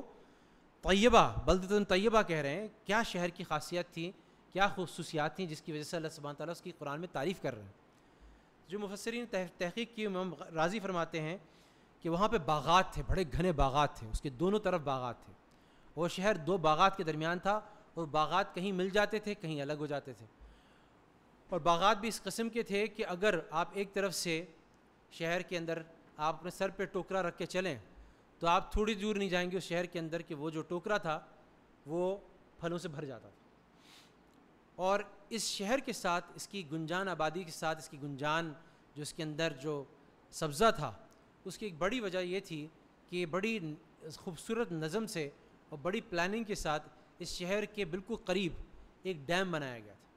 اور اس ڈیم کے اندر جو تھا وہ بارش کا سارا, اس کے ساتھ بڑا تالاب تھا, ایک ریزروائر تھا, پانی کا ایک ریزروائر تھا جس کے اندر پانی جمع ہو جاتا تھا. اور اس کے اندر 3 دروازے تھے, ایک کے اوپر ایک. اور جب ہائی لیول واٹر ہوتا تھا اوپر کا دروازہ کھولا جاتا تھا, اس دروازے سے نہروں میں پانی جاتا تھا. نہروں کا پورا ایک نظام تھا, اور اس نظام سے پورے شہر میں اور سبا کی جہاں پوری ان کی آبادی تھی وہاں پہ ان کو ایسی زبردست نظام تھا کہ ان کے گھروں میں بھی وہ پانی آتا تھا, اور جتنے اس کے آس پاس کے گنجان سبزہ تھا وہ بھی اس سے پھلتا پھولتا تھا. اور وہ باغات کے پیچھے وہ پورا ایک نظام تھا نکاسی کا, نہروں کا, جو اس ڈیم سے نکل کے آ رہا تھا. جب وہ اوپر کا لیول ختم ہو جاتا تھا تو دوسرا دروازہ کھولا جاتا تھا, اور وہاں سے نکاسی ہوتی تھی نہروں میں, اور وہ سارا اس سبزے کو بھی فیڈ کرتی تھی, اور گھروں میں بھی وہ پانی آتا تھا. اور تیسرا دروازہ آخر میں کھولا جاتا تھا جب بالکل پانی کا لیول نیچے ہو جاتا تھا. اور بائی دا ٹائم جب تیسرے دروازے کا پانی ایگزاسٹ ہوتا تھا اس ٹائم تک بارشوں کا سلسلہ دوبارہ شروع ہو جاتا تھا, تالاب دوبارہ بھرنا شروع ہو جاتا تھا, ایک کے بعد ایک دروازے دوبارہ بند کیے جاتے تھے اور وہ پانی کی پہنچنے کا، پانی کی رسائی کا ایسا زبردست نظام تھا اس قوم کے ساتھ، اور اس کی وجہ سے اس کے باغات بھی تھے اور پانی بھی تھا اور سب کچھ تھا. لیکن انہوں نے اللہ کی نافرمانی کی، اللہ سے غفلت کی، اللہ کے احکام کو بجا لانے میں کمی کی. تو اس کی وجہ سے ہوا یہ کہ ان کی جو ڈیم تھا وہ جو مفسرین لکھتے ہیں کہ ان کے اوپر جو عذاب آیا وہ پانی کے سیلاب کا عذاب تھا، اور اسی ڈیم سے جس کو اللہ تعالیٰ نے ان کو نعمت کا سبب بنایا تھا، اسی ڈیم سے جو سیلاب آیا اس کی وجہ سے ان کی بستی بہہ گئی اور ختم ہو گئی. لیکن اس کے پیچھے بڑا عجیب مفسرین سبب لکھتے ہیں کہ اس میں بھی ایک ٹاؤن پلاننگ کا ایک اہم نقطہ آتا ہے اور ٹاؤن مینجمنٹ کا ایک اہم نقطہ آتا ہے کہ وہ جو ان کی جو ایک تو سبب تو بہرحال یہی بنا، اصلی سبب جو منسوس سبب ہے وہ تو یہی ہے کہ انہوں نے اللہ کی نافرمانی کی. لیکن اس کا ظاہری دنیاوی سبب کیا بنا؟ اس کا ظاہری دنیاوی سبب یہ بنا کہ وہ جو دروازے بنے ہوئے تھے وہ لکڑی کے تھے، اور دروازوں کے اندر چوہے داخل ہو گئے اور چوہوں نے اندر سے اس کو کھانا شروع کیا، باہر سے ان کو پتہ نہیں لگا. تو ایک جو مینٹیننس کی بات آتی ہے ٹاؤن پلاننگ میں کہ جتنی بھی پبلک گڈز ہیں، روڈز ہیں اور جو ڈیمز ہیں، اس کی ساری فیسلٹیز ہیں، ان کو اچھی طرح مینٹین کیا جائے. یہ بات کراچی الیکٹرک پہ بھی اپلائی ہوتی ہے، کیونکہ اگر آپ کے نیٹ ورکس اور ہر چیز آپ کے جتنے ٹرانسفارمرز ہیں اور آپ کا جو نظام ہے، اور اگر آپ کا جو تار ہے وہ پراپرلی ارتھ ہو رہا ہے، ساری چیزیں پراپرلی مینٹینڈ ہیں، تو اس کی وجہ سے پھر ایسا نہیں ہو سکتا کہ اگر کراچی میں بارشیں زیادہ ہو جائیں تو ایسے الیکٹروکیوشن سے لوگ شہید ہوں یہاں آس پاس. تو ہر چیز کو مینٹینس کرنے کا بھی اسلام میں ایک اہمیت دی گئی. جو پانی کی نکاسی اور پانی کی فراہمی کی جو آتی ہے وہ نبی کریم صلی اللہ علیہ وسلم کے زمانے تو کنویں کھودے گئے. آپ یہ مشہور حدیث ہے کہ جب صحابہ کے لیے پانی تنگ پڑ گیا مدینے کے اندر تو نبی کریم صلی اللہ علیہ وسلم نے فرمایا تھا کہ کون ہے یہ جو ایک کنواں تھا بیر روما، وہ ایک یہودی کی ملکیت میں تھا. تو نبی کریم صلی اللہ علیہ وسلم نے ترغیب دی اور کہا کہ کون وہ مسلمان ہے جو یہ مسلمانوں کے لیے پانی میں مسلمانوں کے لیے آسانی پیدا کرے. تو حضرت عثمان رضی اللہ تعالیٰ عنہ کو بڑا شوق تھا ان چیزوں میں نمبر 1 آنے کا. تو حضرت عثمان رضی اللہ تعالیٰ عنہ نے اس یہودی سے نیگوسیشن شروع کی، اور وہ جو تھا اتنی قیمت مانگ رہا تھا وہ قیمت ادا کرنے کے قابل نہیں تھی. تو حضرت عثمان نے کہا کہ ایسا کرو کہ مجھے آدھا کنواں دے دو، آدھا کنواں بیچ دو اور اتنی قیمت لے لو، جس پہ وہ راضی ہو گیا. اور اس کو انہوں نے حضرت عثمان نے یہ ان اوقاف میں جو اسلامک ہسٹریز میں آتے ہیں اس میں پہلا وقف تھا، پہلے اوقاف میں سے تھا. اور جب وہ وقف حضرت عثمان نے کیا تو سارے مسلمان جو تھے وہ ان اوقات میں جو حضرت عثمان کے اوقات تھے اسی میں اس سے پانی بھر لیا کرتے تھے، فائدہ اٹھا لیا کرتے تھے. اور بعد میں جب اس یہودی نے دیکھا کہ یہ میرے اوقات میں تو کوئی آتا ہی نہیں ہے اور مجھے تو کوئی فائدہ نہیں ہے اس کو اپنے آدھے رکھنے کا، تو اس نے آدھا بھی کم قیمت پہ بیچ دیا، تو سارا مسلمانوں کے ہاتھ ہو گیا. وہ ابھی بھی موجود ہے اور اس سے ابھی بھی مسلمان فائدہ اٹھا رہے ہیں، اور حضرت عثمان کے لیے رہتی دنیا تک صدقہ جاریہ ہوگا. تو پانی کی نکاسی کے لیے نبی کریم صلی اللہ علیہ وسلم نے اتنی اہمیت دی، پانی کی نکاسی نہیں، پانی کی فراہمی کے لیے، اور پانی کی فراہمی کو اتنا اہمیت دی. حضرت عمر کے زمانے میں بصرہ میں ایک ڈیلیگیشن، ایک وفد حضرت عمر کے پاس مدینے میں آیا، اور اس میں حضرت حنیف بن قیس ایک صحابی تھے، ایک صحابی تھے، تابعی تھے، اور انہوں نے بڑی فصاحت و بلاغت کے ساتھ حضرت عمر کے سامنے کیس پیش کیا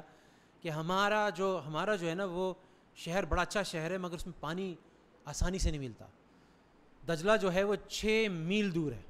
تو ہمیں روزانہ وہاں 6 میل دور پائپ لائن بھی نہیں ہے کوئی، اور ٹینکر سسٹم بھی نہیں ہے، اور وہاں سے جا کر کوئی ایسا انتظام بھی نہیں کہ پانی لا سکیں آپ.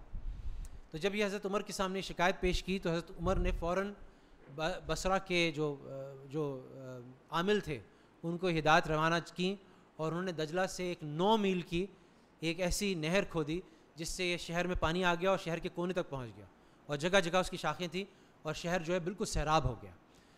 تو پانی کی فراہمی کی بھی گورنمنٹ کی رسپانسبلٹی ہے اور اس کے لیے کوششیں ہیں، اور اللہ تعالیٰ نے ابھی یہ اہل شہر کو پہ یہ کرم فرمایا کہ جہاں پہ 3 سال سے ہم دعائیں کر رہے تھے، استسقاء کی نماز پڑھ رہے تھے، اور ہر جگہ کنواں جو ہے جب کھودتے تھے تو واٹر ٹیبلز اتنے نیچے چلے گئے تھے کہ پانی نہیں ملتا تھا. اب جو ہے اللہ کا شکر ہے کہ وہ واٹر ٹیبلز دوبارہ رائز ہو رہے ہیں اور شہر بھی ہرا ہو گیا. اب یہ ساری باتیں جو ہیں یہ ہمارے سامنے ہیں، اور اس مجلس کا مقصد یہ تھا کہ ہر چیز کو لیٹ کیا جائے. تو میں بعد میں آنے والے ان سے 1-2 باتیں دوبارہ کہوں گا کہ ہمارے ذہن میں یہ بیٹھا ہوا ہے کہ یہ جو باہر کی سڑک کیسی لگ رہی ہے، سڑک کیسی نہیں لگ رہی، باہر کیسا لگ رہا ہے کراچی شہر، اس کا دین سے کوئی تعلق نہیں ہے. حالانکہ جتنے بھی شواہد میں نے آپ کے سامنے پیش کیے، جتنی حدیثیں بتائیں، جتنی قرآن کی آیت بتائیں، یعنی نبی کریم صلی اللہ علیہ وسلم یہ فرما رہے ہیں کہ ایک شخص کی نجات، حالانکہ اس نے زندگی میں کوئی نیکی نہیں کی تھی، صرف اس بات پہ ہو گئی کہ اس نے ایک خاردار جھاڑی سڑک سے ہٹا دی تھی، اس شخص کو کتنی نیکی ملے گی جو شخص میں اس وقت جو گڑھے پورے شہر میں ہوئے ہیں، وہ گڑھے جو ہیں اس میں گاڑی میں جب جاتی ہے تو گاڑی میں اگر آپ تیز چلا رہے ہیں تو اس میں کچھ نہیں بچتا، آہستہ چلا رہے ہیں تو پیچھے پوری ٹریفک جام ہے. تو اگر اس گھڑوں میں کوئی لا کے پتھر ڈال دے، جب تک حکومت ہوش میں آئے گی، انشاءاللہ حکومت بھی اچھی ہے، انشاءاللہ 6 مہینے بعد یا سال بعد ہوش میں آئے گی اور گھڑوں کو بڑھے گی، لیکن اس وقت تک کون ہے جو یہ نیکی کمائے. اس طرح سے سڑک پہ ابلتے ہوئے گٹرز ہیں. نبی کریم صلی اللہ علیہ وسلم فرمایا کہ لعنت، جن لوگوں پہ لعنت ہوتی ہے ان میں سے بچو. صحابہ نے دریافت کیا کس پہ لعنت ہوتی ہے؟ نبی کریم صلی اللہ علیہ وسلم فرمایا جو شخص سر عام رستے کے اندر فارغ ہوتا ہے یا سایہ دار چیزوں کے نیچے فارغ ہوتا ہے، جیسے درخت ہے اس کے نیچے فارغ ہوتا ہے. اب جو گٹر ابل رہے ہیں کیا وہ اس حکم میں نہیں؟ فارغ تو ہونا تو تھوڑا سا تھا. گٹر کی جو مضرت ہے، جو گٹر سے بہتے ہوئے پانی کی جو اس کی غلاظت ہے وہ اس سے 100 درجہ زیادہ ہے، 1000 درجہ زیادہ ہے. تو کیا یہ وعید اس پہ اپلائی نہیں ہوگی؟ تو ہم کیا کر رہے ہیں ان چیزوں کے لیے؟ اسی طرح سے نبی کریم صلی اللہ علیہ وسلم نے فرمایا جہاد کی اس میں کہ جہاں صحابہ جو تھے جہاد نبی کریم صلی اللہ علیہ وسلم کے ساتھ ہمراہی میں کر رہے تھے، وہاں صحابہ نے خیمے ایسے لگا لیے کہ رستے کی جگہ نہیں بچی. تو نبی کریم صلی اللہ علیہ وسلم نے یہ وعید سنائی کہ جن لوگوں نے یہ راستے کو بلاک کیا ہے اور اپنے خیمے ایسے لگا لیے ہیں، ان کا جہاد کا ثواب ختم ہو جائے گا، اس کے جہاد کا ثواب نہیں ملے گا، ان کا جہاد قبول ہی نہیں ہے. اسی طرح سے نبی نے فرمایا کہ پڑوسی کی ایسا گھر نہ بناؤ کہ جس سے پڑوسی کی راستہ پڑوسی کی ہوا رکے. اور اس میں پھر مفسرین نے اور محدثین نے لکھا کہ وہ اس کا راستہ بھی نہ رکے، اس کی دھوپ بھی نہ رکے اور دوسری چیزیں نہ رکے. یہ تمام چیزیں جو ہیں ٹاؤن پلاننگ میں ایک اہمیت کی حیثیت اختیار کرتی ہیں اور اس کے اندر انپٹس دیتی ہیں. اور آج اگر ہم دیکھیں تو ہم وہ ساری چیزیں وائلیٹ کر رہے ہیں. ایک قرآن شریف کی آیت ہے، مشہور آیت ہے، ہم پڑھتے رہتے ہیں کہ اللہ سبحانہ تعالیٰ اس قوم کی حالت ما یغیر بقوم ما بقوم حتی یغیروا ما بانفسہم، جب تک وہ اپنے اندر جو ہے اس کو تبدیل نہیں کرتے، اس قوم میں جو قوم کے حالات اس کو تبدیل نہیں کرتے، تب تک اللہ سبحانہ تعالیٰ ان کے حالات جو ان کے ہاتھ سے باہر ہیں اس کو تبدیل نہیں کرتے. تو اگر آج ہم یہ فیصلہ کرتے ہیں کہ ہمیں نبی کریم صلی اللہ علیہ وسلم کی ہدایات پہ، قرآن شریف کی ان مثالوں پہ عمل کرنا ہے، تو تب تک ہماری تبدیلی کے فیصلے نہیں ہوں گے، چاہے تبدیلی کا نعرہ مارنے والے حکمران کیوں نہ ہمارے اوپر آ جائے. جب تک ہم تبدیلی کا فیصلہ نہیں کریں گے اوپر سے کچھ نہیں ہو سکتا. ایک ایکسٹریم اگزامپل میں آپ کو دیتا ہوں اور اس سے میں اپنا کیس جو ہے اس کے بعد ریسٹ کروں گا. جیسے لائر کہتا ہے نا اپنا کیس بنا کے وہ جج کے اوپر چھوڑ دیتا ہے کہ آپ اس کے بارے میں فیصلہ کریں. میں فیصلہ نہیں کرتا، فیصلہ آپ کریں. مفتی رشید احمد لدھیانوی صاحب، یہ جو جامع رشید جن کے نام کے پیچھے، یہ کینیڈا تشریف لے گئے. کینیڈا میں ان کو بلایا گیا، یہ مین کا ٹھکانہ جو تھا یہ اس طرف تھا، ایسٹ کوسٹ کی طرف تھا، لیکن مونٹریال وغیرہ ان کو بلایا گیا. وہاں پہ کئی جگہ ان کو بیان کرنا تھا. تو اس بیان میں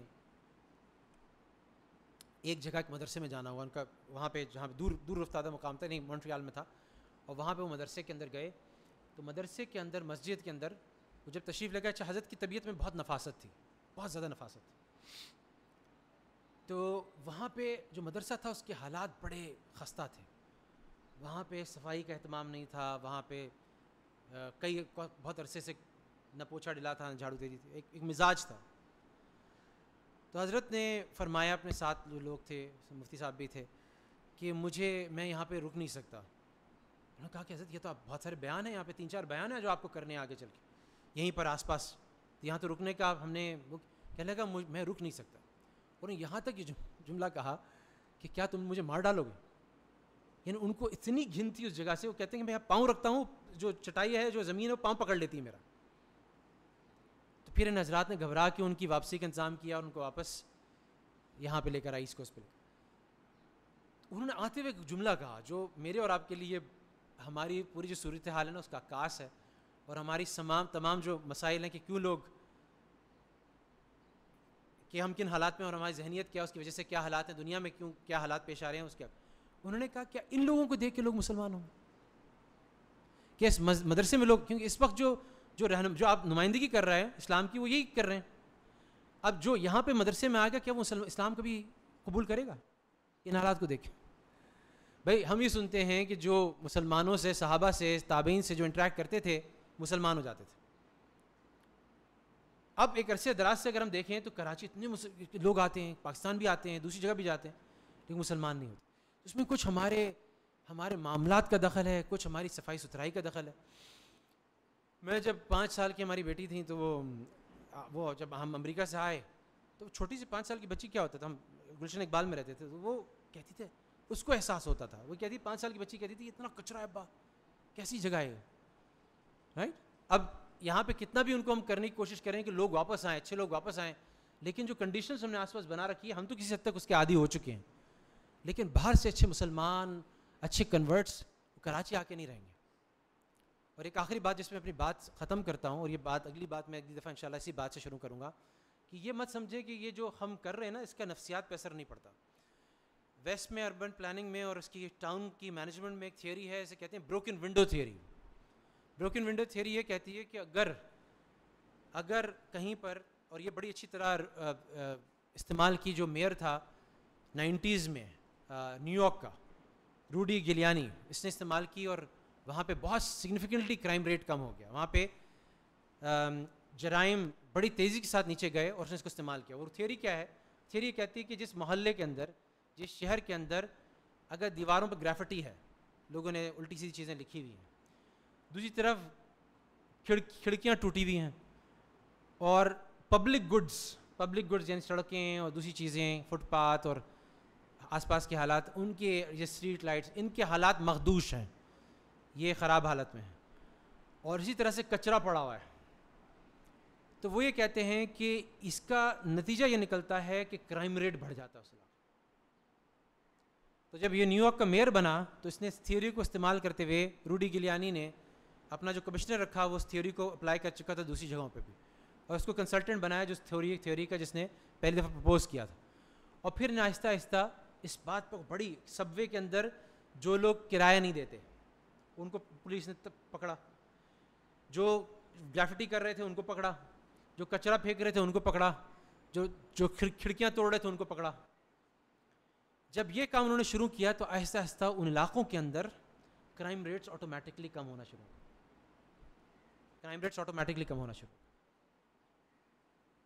ایک اچھے علاقے نے، ایک ایکسپیریمنٹر نے ایک گاڑی جو ہے کھلی چھوڑ دی، اس کا ہڈ بھی ہٹا دیا، اور اس گاڑی کو، بڑی اچھی سی گاڑی تھی، خوبصورت سی گاڑی تھی، ماڈل اس کا بڑا اچھا سا، میں کمپنی کا نام بھول رہا ہوں، اس کو چھوڑ دیا. وہ اچھا علاقہ تھا، اچھی. 1 ہفتے تک کچھ نہیں ہوا، لیکن آ کر کے ریسرچر نے خود جا کر کے اپنا کک مار کے اس کا شیشہ توڑ دیا. اب آگے لوگوں کو مزہ آنے لگا، اس کا دوسرا شیشہ بھی توڑا، کسی نے اس کا سائڈ مرر اکھاڑا، کسی نے اس کے آ کر کے جو اس کا دروازہ تھا اس کو زور سے ہیمر ماری. تو تھوڑے دنوں میں شغل کے لیے، صرف یہ وہ غریب لوگ نہیں تھے جو کچھ نکال کے لینا جانا چاہتے تھے گاڑی سے، اس گاڑی کھولیا بگڑ گیا. اس سے کیا پتہ چلتا ہے کہ اگر آپ کو لوگوں کی نفسیات بھی ٹھیک کرنی ہے، ان کو جرائم سے بھی روکنا. کیوں ہوتا کیا ہے؟ جب آپ دیکھتے ہیں کہ حالات خراب ہیں آس پاس، اس کا مطلب گورننس خراب ہے. اور اب اس میں تو کچھ بھی کرے انسان تو اس کو کوئی پکڑنے والا نہیں ہے، کوئی مواخذہ کرنے والا نہیں. میں ایک دفعہ مسجد سے نکلا تو چھوٹا بیٹا میرا چپس کھا رہا تھا، کچھ کر رہا تھا، اس نے کچرا یوں کر کے پھینک دیا. میں نے اس سے کہا کہ بیٹا یہ تم نے عبداللہ کہاں دیکھا؟ کبھی ماما کو دیکھا، کبھی بڑے بھائی کو دیکھا، کبھی مجھے دیکھا کرتے ہوئے، کبھی بڑی بہن کو دیکھا. کہتا ہے کہ ابا اتنا کچرا پڑا ہوا ہے، میرا تو وہاں ایک چپس کا آپ کو کہاں پتہ چل رہا ہے؟ تو میں نے کہا کہ بیٹا یہ تو اسی لیے پڑا ہوا ہے کہ ہر ایک نے یہ سوچا کہ اگر میں اپنا کچرا ڈالوں گا تو کیا فرق پڑتا ہے. تو جہاں پہ کچرا پڑا ہوا ہے وہاں پہ لوگ کچرا ہی ڈالیں گے. اور یہ بھی سارا تھیوری میں. تو کہنے کا مطلب یہ کہ اگر ہم یہ چیزیں ٹھیک کر لیں تو اس سے بہت ایک ورچوئس سائیکل میں آپ چلے جائیں گے، جہاں پہ ساری چیزیں ایک ایک کر کے ٹھیک ہوتی چلی جائیں گی. آپ گھر پہ دیکھ لیں، گھر پہ ایکسپیریمنٹ کر لیں کہ گھر اگر صاف ستھرا ہے نا تو بچے بھی ہر چیز کو اس کی جگہ پہ رکھیں گے. اگر گھر جو ہے آرگنائز نہیں ہے، جس وقت آرگنائز نہیں ہے، تو بچے بھی اپنا کپڑا ادھر پھینکیں گے، اپنا جوتا ادھر پھینکیں گے، اسکول سے آئیں گے تو اپنا بیگ ادھر پھینکیں گے. ہر چیز پرم پراپر ہے تو ان کو پتہ ہے کہ یار یہ ہمیں یہاں رکھنا ہے. تو اس لہٰذا یہ چیزیں معمولی نہیں ہیں، ان کو معمولی نہ لیا جائے، ان کی بڑی اہمیت ہے. اور اگر ہم آج سے اپنے علاقے میں، اپنے محلے میں اس پہ کام شروع کریں گے، اور یاد رکھیے گا کہ میں اور یہ آپ دارالعلوم سے فتویٰ لے لیں یا بنوئی ٹاؤن سے لے لیں یا جامعۃ الرشید سے لے لیں، یہ فتویٰ آپ کو ملے گا کہ اگر آپ محلہ صاف رکھنے کی کوشش کرتے ہیں، اگر رستوں سے کچرا ہٹاتے ہیں، دوسری ایذا دینے والی چیزیں ہٹاتے ہیں، گڈھوں کو پر کرتے ہیں، گڑھوں کو پر کرتے ہیں، تو یہ ثواب انشاءاللہ آپ کی نجات کا بھی سبب بن سکتا ہے۔ یہ اتنی بڑی نیکی ہے کہ ہم اس کو بند کر کے بیٹھے ہیں کہ اس طرح سے ہمیں دوبارہ اپنے حضرت عمر کی تھنکنگ پہ، نبی کریم صلی اللہ علیہ وسلم کی جو چیزیں سکھائی گئی ہیں اس پہ واپس جانے کی ضرورت ہے۔ جب اس کو ہم ثواب کا حصہ بنائیں گے، جب ہمیں اس میں بھی اپنی نجات اور ثواب نظر آئے گا، تو انشاءاللہ یہ چیزیں آٹومیٹکلی درست ہو جائیں گی۔ اور یہ شروع جو ہوگا وہ دیندار طبقے سے شروع ہوگا۔ اگر دیندار طبقہ جو ہے اس کی رعایت نہیں کر رہا تو بے دین طبقہ اس کی رعایت نہیں کرے گا۔ اللہ سبحانہ تعالیٰ ہم سب کو توفیق دے کہ جو احکام ہمارے دین کے ہیں اس کو ہم گہرائی سے سمجھیں اور اس کو عمل کرنے والے بنیں۔ اور یہ جو آیت ہے قرآن شریف کی کہ اللہ تعالیٰ اس قوم کی حالت نہیں بدلتا، تو ہم اگلی جنریشن تک ویٹ نہ کریں بلکہ اسی جنریشن میں تبدیلی آئے کہ ہم ایسے ادارے بنائیں جہاں کھانا کھلانے کے ایسے ادارے بن چکے ہیں شہر کے اندر، جہاں تعلیم کے TCF جیسے ادارے بن چکے ہیں، دوسرے ایسے ادارے بن چکے ہیں جو بچوں کو تعلیم دے رہے ہیں، جہاں ایمبولینس کا ایسا سسٹم بن چکا ہے۔ تو آپ خود سوچیں نا، وہ ایمبولینس میں مریض جا رہا ہے، ایمبولینس تو ہے مگر گھڑا ایسا ہے کہ وہ مریض جو بیچارہ تھا، جو اس کا ہارٹ اٹیک مکمل نہیں ہوا تھا، اس گھڑے میں جا کر اس کا ہارٹ اٹیک ہی مکمل ہو جائے گا، وہ اللہ کو پیارا ہو جائے گا۔ تو وہ اس کو جب تک حکومت ہوش میں آتی ہے، جب تک وہ فعال ہوتی ہے، تب تک ہم ایسے ادارے بنا سکتے ہیں کہ جو کچھ فنڈنگ سے زیادہ فنڈنگ نہیں چاہیے، کرٹیکل ایریاز میں کم از کم ہسپتال کے باہر وہ فوری طور پہ گڑھوں کو پر کر دیں، ایذا رسانے والی چیزوں کو رستے سے ہٹا دیں اور اس طرح کے دوسرے کام کر دیں۔ اور ٹاؤن پلاننگ میں انشاءاللہ میونسپل لیول پہ ہم اس درجے میں چلے جائیں کہ وہ ٹھیک ہو جائیں، وہ ساری چیزیں ٹھیک ہو جائیں۔ تو یہ ہم سے ہر ایک سے شروع ہوگی۔ میں اور آپ فکر کرنے والے بنے انشاءاللہ، پورا شہر جو انشاءاللہ ایک بدلتا نظارہ پیش کرے گا اور تمام ہمارے مسائل حل ہو جائیں گے۔ اور جو لوگ یہاں آئیں گے انشاءاللہ، تبلیغ کا مرکز کراچی، مدارس کا مرکز کراچی، مساجد سب سے زیادہ کہاں، ان میں ٹاپ لسٹ میں کراچی، اور ساتھ ساتھ لیسٹ لیویبل سٹی کراچی۔ ہمیں کچھ کرنے کی ضرورت ہے اور فوری کرنے کی ضرورت ہے۔ اللہ تعالیٰ ہم سب کو توفیق عطا فرما دے، اور مجھے بھی اس کی توفیق عطا فرما دے، آپ کو بھی اس کا توفیق عطا فرما دے۔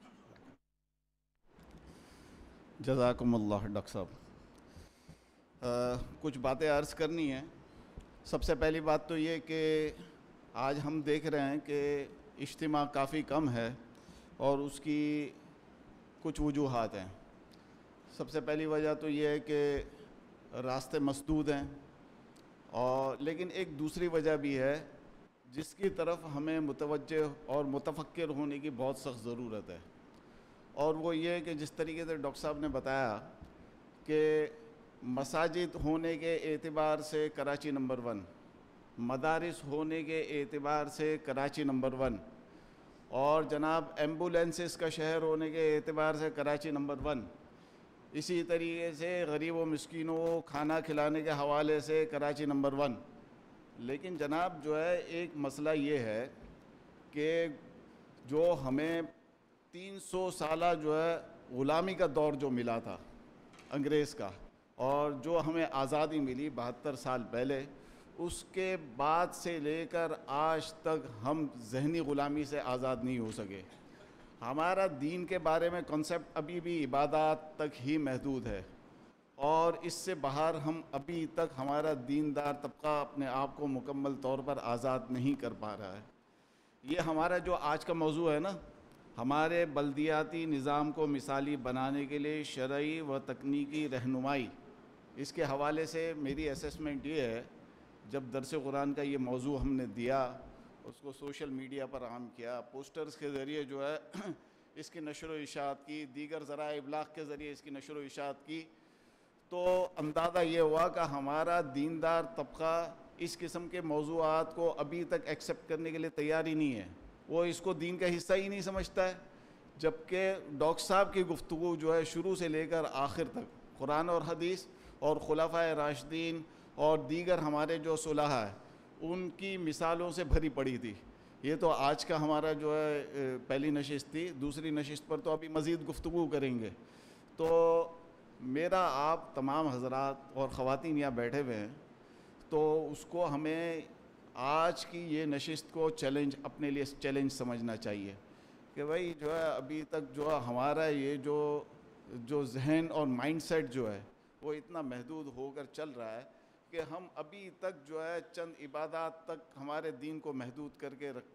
جو چل رہے ہیں، اور اگر کوئی کسی جو ہے عبادت کے حوالے سے موضوع ہوتا تو ڈاکٹر صاحب کے اسی جو ہے اجتماع،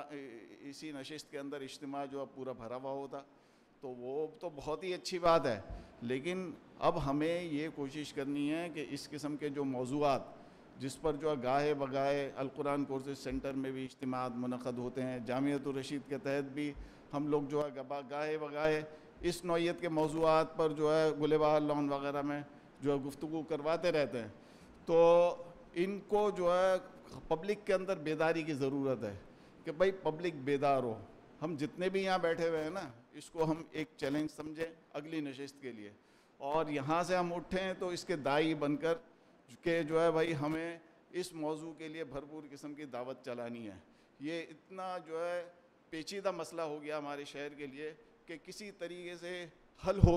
ہونے کا نام نہیں لے رہا ہے. کیوں حل ہونے کا ہماری گورنمنٹ آف سندھ جو ہے وہ اس حوالے سے جو ہے اپنے آپ کو ایک طرف کر رہی ہے، دوسری طرف سے ہمارے میئر کراچی جو ہے وہ اپنے آپ کو جو ہے اس مسئلے کے حوالے سے جو اپنے آپ کو ایک طرف کر رہے ہیں، سائڈ لائن کر رہے ہیں. اسی طریقے سے جو ہماری مرکزی حکومت وہ بھی جو ہے کردار ادا کرنے کے لیے تیار نہیں ہے، کوئی یعنی کہ اپنے اوپر ذمہ داری لینے کے لیے تیار نہیں ہے، اور ہمارے پاس اس کا کوئی حل نظر نہیں آ رہا ہے. اور ہم جب جو قرآن و حدیث کی روشنی میں یہاں حل پیش کر رہے ہیں تو ہمیں زیادہ سے زیادہ لوگوں کے درمیان جا کر یہ ساری چیزیں جو ہے بتانے کی ضرورت ہے.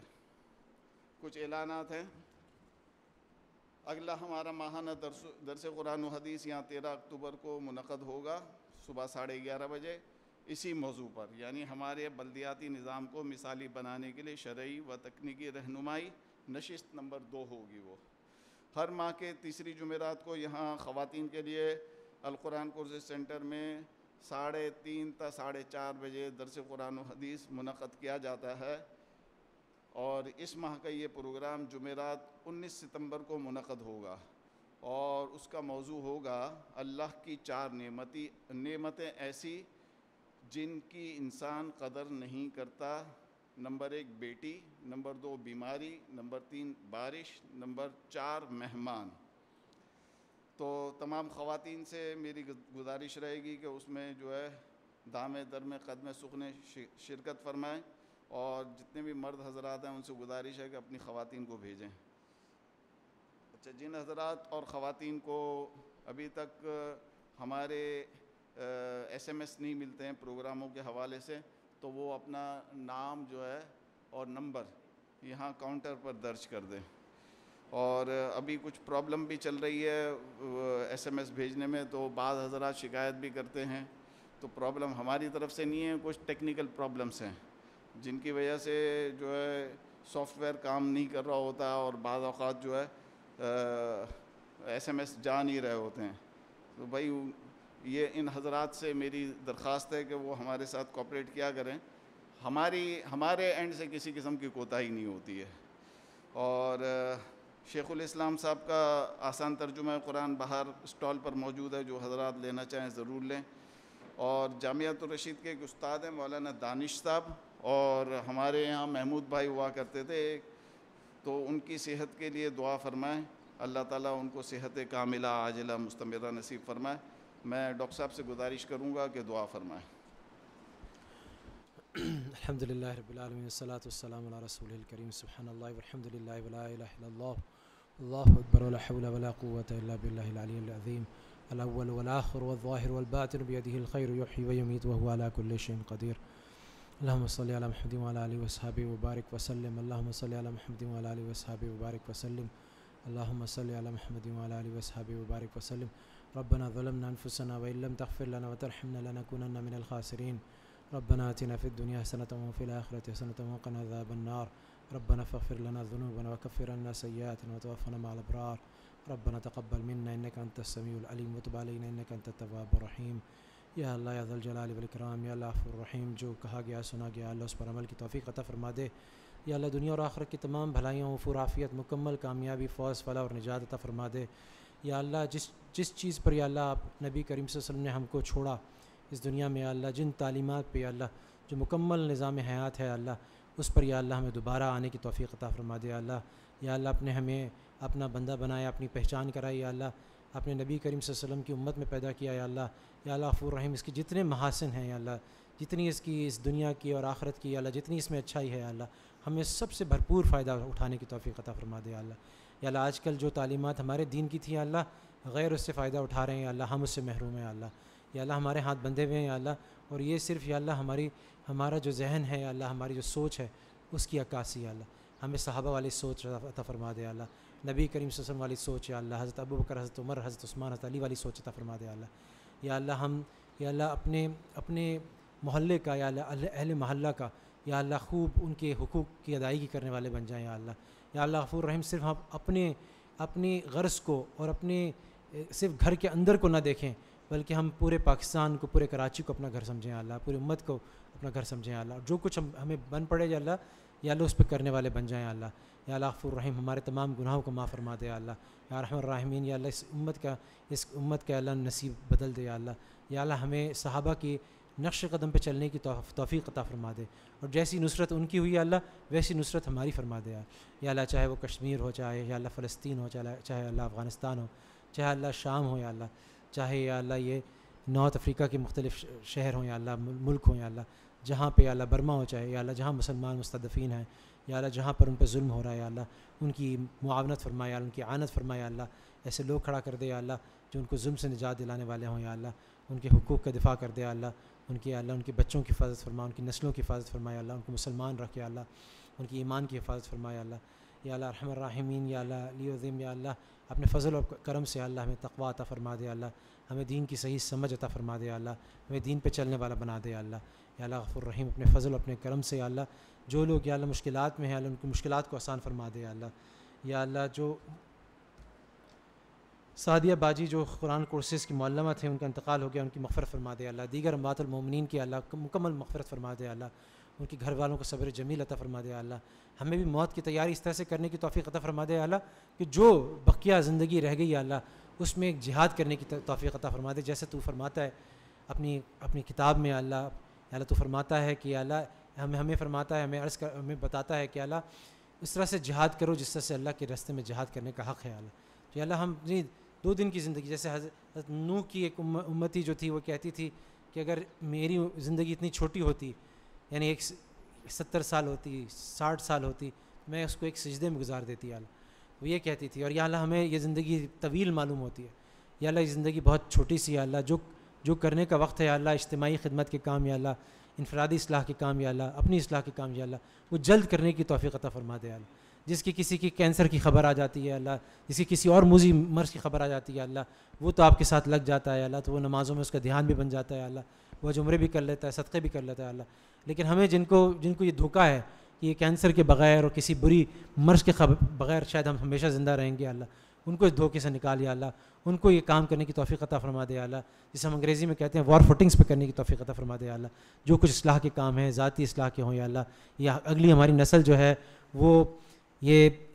اس کے ڈرگ کے ایڈکٹس بن رہے ہیں اللہ, اختلاط اتنا عام ہو گیا ہے کہ اللہ وہ دوسری جو خرابیاں اس میں مبتلا ہو رہے ہیں اللہ. یہ تمام چیزیں ہمارے آس پاس ہو رہی ہیں, ہمارے سامنے ہو رہی ہیں اللہ, ہم اس کا کوئی سد باب نہیں کر رہے اللہ. ہم اس کا کھل کے اب اس کے میدان میں اتر کے اس کو پوری طرح سے اپنی ذمہ داری سمجھ کے ان چیزوں کو یا اللہ جو نظام ہے, جو صفائی ستھرائی کا نظام ہے, کتنے لوگ ان حالیہ بارشوں میں اللہ شہید ہو گئے الیکٹریکیوشن کی وجہ سے, اس کو جو کچھ ہم کر سکیں دعاؤں سے لے کے صلاۃ و حجت سے لے کے اسباب سے لے کے اس کے لیے فنڈ ریزنگ سے لے کے اللہ ہم سب کرنے والے بن جائیں اللہ. یا اللہ ہم اس کی توفیق عطا فرما دے اللہ, جیسے نبی کریم صلی اللہ علیہ وسلم نے زندگی گزاری اس طرح سے ہم بھی زندگی گزارنے والے بن جائیں, قربانی دینے والے بن جائیں, آپ کو راضی کرنے والے بن جائیں. صلی اللہ تعالیٰ علی خیر خلق محمد و علی آلہ و صحبہ اجمعین برحمتک یا ارحم الراحمین.